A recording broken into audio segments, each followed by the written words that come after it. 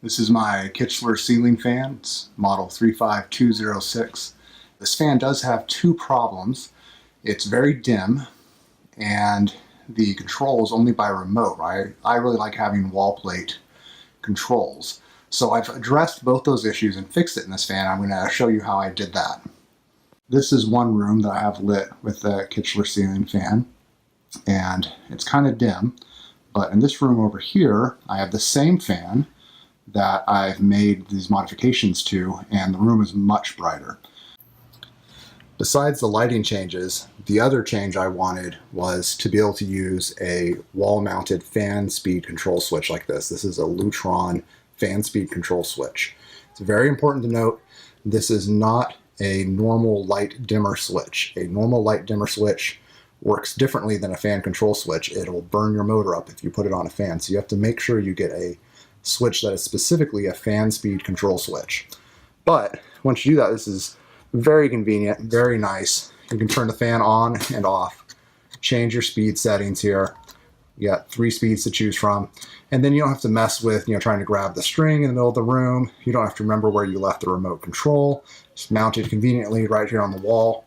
I also have the switch for the lights here. I can turn the lights on and off. Obviously, you have to have an electrician install this stuff, or make sure you know the codes and do it yourself properly.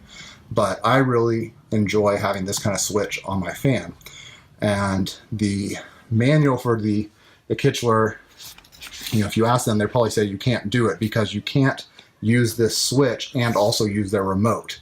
And their instructions are assuming you're going to wire the remote in, but you don't have to. You actually can get around that and use this directly. So I'm going to show you how I did that. It is important to note it's one or the other. You can use the wall switch or the remote. You can't use both.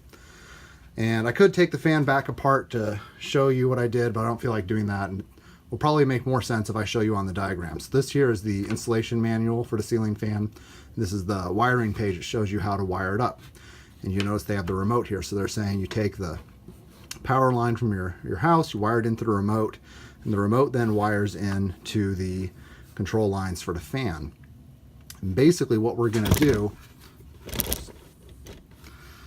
we're going to take that out of there and just wire the house directly to the fan and light control lines. So you notice there's the black line on the fan is the control line, is the power line, the hot for the fan. The blue line is the power line for the light, and then there's the white line's the neutral line. So they're assuming coming from the house, you just have one power line. You've got your white, your neutral line, and your black line. It's your hot wire or your live wire. But if you've wired it to have a separate light and fan switch on the wall, then you're actually going to have another hot wire coming out of the electrical box here. In my case, it was a red wire, but it doesn't have to be. The point is you'll have a second live wire that is the hot that comes from your fan control switch, and you've got your hot that comes from your light switch. So you have to make sure you know which is which. But then once you know which is which, you just wire them straight to the lights from the fan. So in my case, I took the red line from my house and I wired that to the black wire from the unit because that's the fan control line, that's the fan line. And I took the black line from my house and wired it to the blue line from the unit because that's the light switch. And then obviously white goes to white. Basically, you can wire power straight in to the fan and light power lines of the unit. And if you just turn them on and off, you'll just have your fan at full speed or your light on and off. But if you get a fan speed control switch, then it will allow you to turn the fan up and down and have your normal, multi-mode operation. Okay, now let's look at what I did to make the light brighter. This here is the light kit from the fan. I've disassembled it off my fan, but if you're doing this while you're assembling and installing the fan for the first time, you could just do this modification before you even install it. We're at this step of the assembly instructions when the light kit is being mounted to the motor assembly. That's this part here. Obviously I've got the lid on, the light bulb did. So basically we want to fix this. The problem with this unit is there's only 2 light bulbs and they're these little candelabra size light bulbs, which you cannot get larger than 60 watts. And they get murderously hot as they're trapped in here. There's plenty of room in here for a nice full-size light bulb. So the problem is this little 60-watt light bulb puts out, you know, at best 5, maybe 600 lumens of light output. But if you get a nice 100-watt equivalent LED light, you can get a light here that splits out 1500 lumens. So this is 3 times brighter than this one. So what I want to do is replace this light bulb with these light bulbs. That's how I get a lot better. The problem is, this is a candelabra base. This is a standard base. If you have a standard base socket here, there's a lot of options for different light bulbs you could put in here. And there's plenty of room in the housing to put a bigger light bulb. And it's not like these are decorative or seen, so I have no idea why they put candelabra light bulb mountings here. So what we need to do is take that out and replace it with a standard light bulb mounting.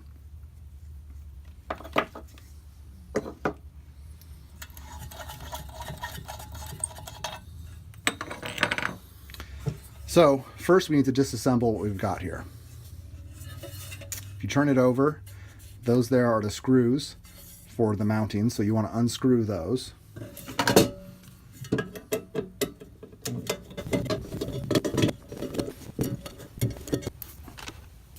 Obviously, put those somewhere safe where you don't lose them.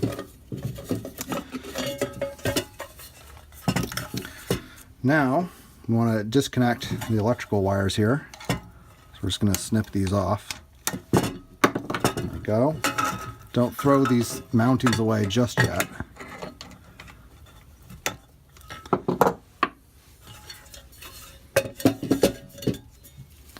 There we go. Some of this here we want to save. I'm going to save these little sleeves. You have to kind of loosen them up. And I want to save these connectors that connect to the rest of the fan. We're going to replace this part, but I want to keep this part. So first of all, I'm going to cut this little zip tie off. There we go. Free that up. Next, mostly because I want to preserve as much length of these wires as possible, I'm going to uncrimp these guys rather than just cutting them off and re-stripping the wire. Basically, you're just squeezing. It was crimped and squeezed here. I'm just squeezing this way to open it back up. And that comes off. Now we've got the original wire exposed. And stuff is a little stuck together, but it'll come apart. There. So now we've got the 2 wires with the connectors that connect to the rest of the fan assembly. I want to keep those. These other wires we can toss.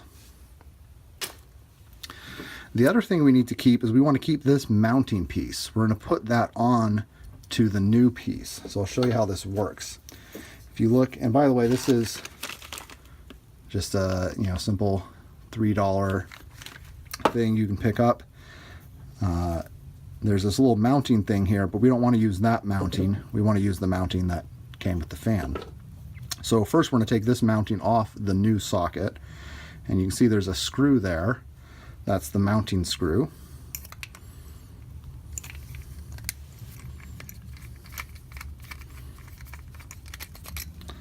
I'll loosen that up. There we go. Took that old mounting off, and I'm going to leave that new screw sitting there. Now we need to get this mounting off so we can put it on that one. It attaches in a similar way. There's a screw there, and if you look carefully, there is a screw down in there, but it's hard to get to. You need a narrow screwdriver, and I found that it kind of gets a little fused to the ceramic and just kind of hard to get to. So rather than unscrewing it, we're going to go the funner way and just break it open. So this is very important.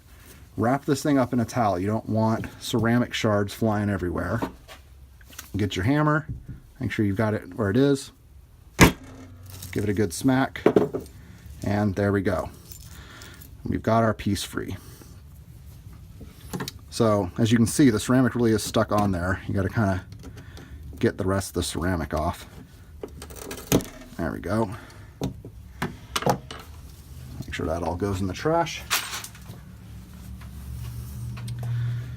And now we can unscrew this guy out of there.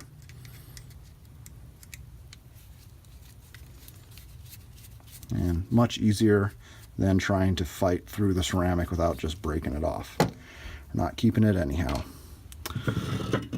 So now we put this new, and you really could use either screw. I'm just going to use the screw that's in there. But we'll put this new mounting onto the new socket, or excuse me, the old mounting onto the new socket. And just kind of line it up, find the hole there. It's got the threading.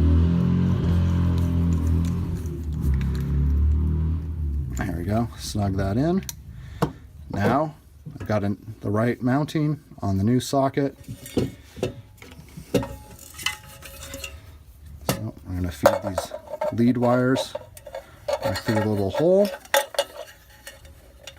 Just leave a little slack, and we're going to remount this into place.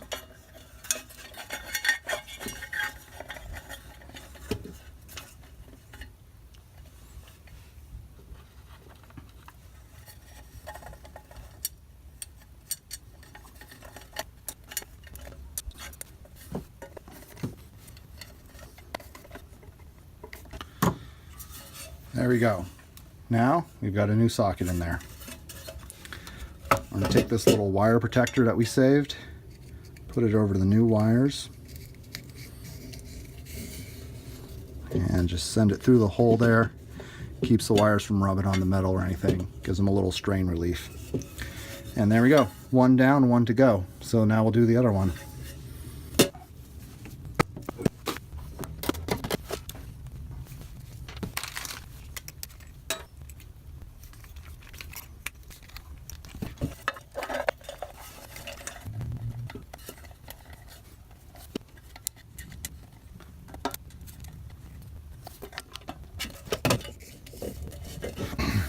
Okay, now it's time to make the electrical connections. I want to reconnect these wires to our new sockets we put in place. So, as you might expect, it's black to black and white to white.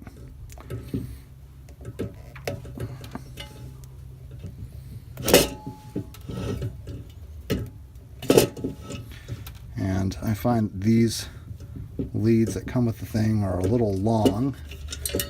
You're gonna be matching them up with this, and you don't want to use too big of a wing nut. I'm just using a little wing like this. You got to remember that it all has to fit within the assembly here, so you can't use anything too big. In fact, I'm a little tempted to just solder it and tape it just to keep from even having that much thickness there, but it will work. I did the other one with these and it did just barely work, although it was a little tough getting the plate back on. So you can either solder it, tape it, or do the wing nut and tape it, but we don't need that much lead on there. So I'll cut this down a little. Yep.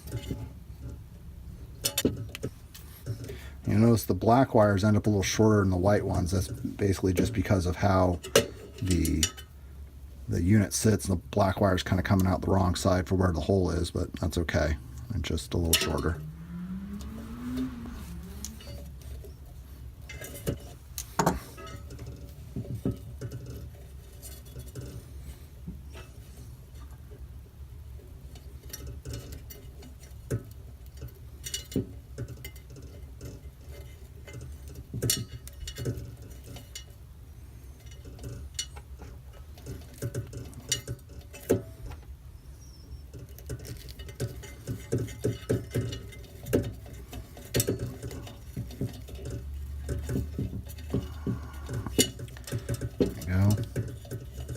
Sure it's on there good and tight. And then it never hurts to put a little electrical tape on there. Just make sure that doesn't come off.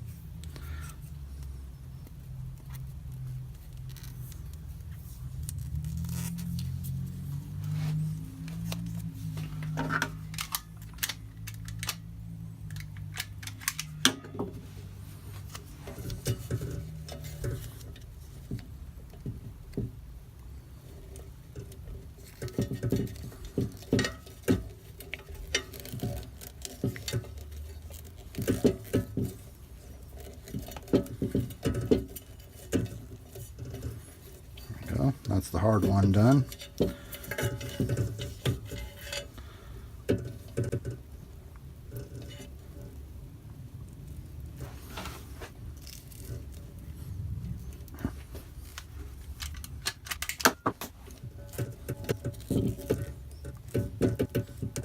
There we go.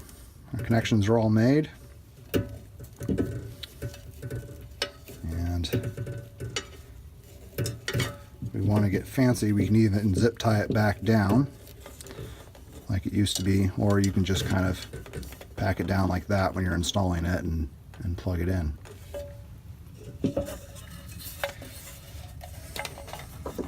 But now you can take a standard LED bulb and fit it in here. And it is important to notice this is a 60 watt max appliance. So you can't just stick a 100 watt bulb in there. But these LED bulbs are 100 watt equivalent. They're actually only 14 watts. If you look at the package, it's a 100 watt replacement, but it only actually uses 14 watts. So it's perfectly fine to put in here. The difference is you get 1500 lumens, right? So this is a matter of how much power it uses. This is a matter of how much light it puts out. The whole thing with LED is it uses a lot less power to put out the same amount of brightness that you would normally get with a 100 watt bulb. So that's what we're doing here. We're staying within the 60 watt rating. We're just using a better bulb that gives us more light.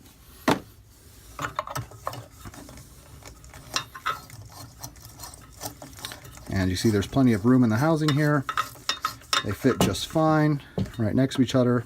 It's a little bit of flex in the metal. If you want to kind of give them a little more room, you can kind of, you know, bend these things a little to where you want them to be.